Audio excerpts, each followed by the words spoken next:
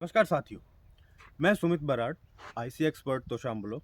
आज हम आए हैं धारण गांव के प्रगतिशील किसान परमानंद जी के पास, जिन्होंने परंपरागत खेती छोड़ के खीरे की उपज नेट हाउस पॉली हाउस लगा के वो खीरे की उपज ले रहे हैं। जैसे कि आप देख पा रहे होंगे, हमारे चारों तरफ खीरे की फसल, बहुत अच्छी लहलहाती फसल हम देख पा रहे हैं। चलिए बात करते हैं किसान से कि उन्होंने परंपरागत खेती छोड़ के नेट हाउस लगा के वो खीरा की जो उपज ले रहे हैं, तो क्या कुछ उनका एक्सपीरियंस है। चलिए बात करते हैं किसान से। नमस्कार। तो आप परंपरागत खेती छोड़ के खीरे की फसल उगा रहे हैं नेट हाउस में। हाँ जी। तो आपको क्या बेनिफिट लगता है कि परंपरागत खेती में हमारी उपज ज़्यादा है, हमारे पैसे ज़्यादा बचते हैं, या फिर अपरंपरागत खेती जैसे कि आपने खीरा उगाया है इसमें हम ज़्यादा उपज ले पा रहे हैं? बताइए। जैसे परंपरागत खेती करते थे हम, जी। उसमें पैदावार भी कम होती थी कम और होती है। बेनिफिट भी कम होता था। हम्म। लेकिन अब की बार ये हमने खीरे की फसल लगाई है, तो इसमें हमें कुछ ज़्यादा ही दिखा है। ग्रोथ भी अच्छी है और पैदावार भी अच्छी होती है इसमें, और आमदनी भी ज़्यादा बढ़ती है। आमदनी ज़्यादा बढ़ती हाँ। है। आप मुझे तो एक बात बताइए कि आपने जो ये नेट हाउस लगाया है, हाँ, इसका क्या बेनिफिट है? ये स्कीम के तहत है। जैसे ये लगा रखा है और इसमें कोई जैसे ज़्यादा बीमारी आती नहीं है बाहर से, और इसमें पैदावार अच्छी होती है।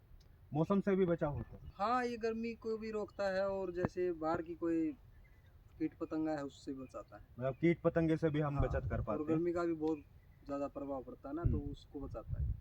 तो कीट पतंगे से अगर हम नेट हाउस से हमारी फसल को बचा पा रहे हैं, तो ये है कि कीट पतंगा कई बार फसल को नुकसान कर देता है, तो हाँ, बेसिकली इनडायरेक्टली हम हमारी फसल को नुकसान होने से बचा रहे हैं। हाँ जी।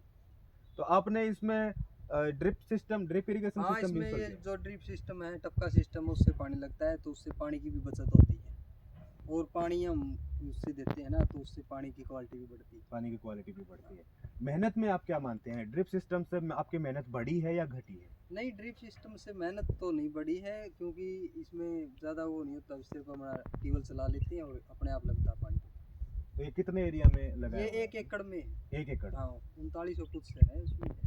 तो इसने आपने लगाया जब नेट हाउस, तो सब्सिडी के लिए भी आपने अप्लाई किया?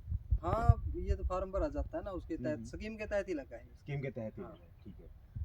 खीरे की फसल के अलावा आपने गेहूं या सरसों भी उगाया था क्या इस साल? हाँ, पिछली बार इसमें वो थी ना बाड़ी, कपास थी, हम्म।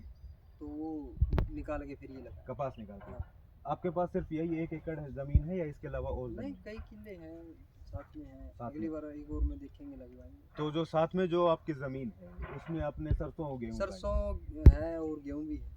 सरसों और गेहूं में आप सिंचाई के लिए कौन सी विधि यूज करते हैं? ये जो अपने फुहारा सिस्टम छोटे यूज, फुहारे? फुहारा छोटे हाँ, फुहारे, वही। मिनी स्प्रिंकलर हाँ, जिनको बोला हाँ, हाँ, जाता है हाँ, अमूमन। हाँ। तो मिनी स्प्रिंकलर में आपको क्या बेनिफिट दिखता है?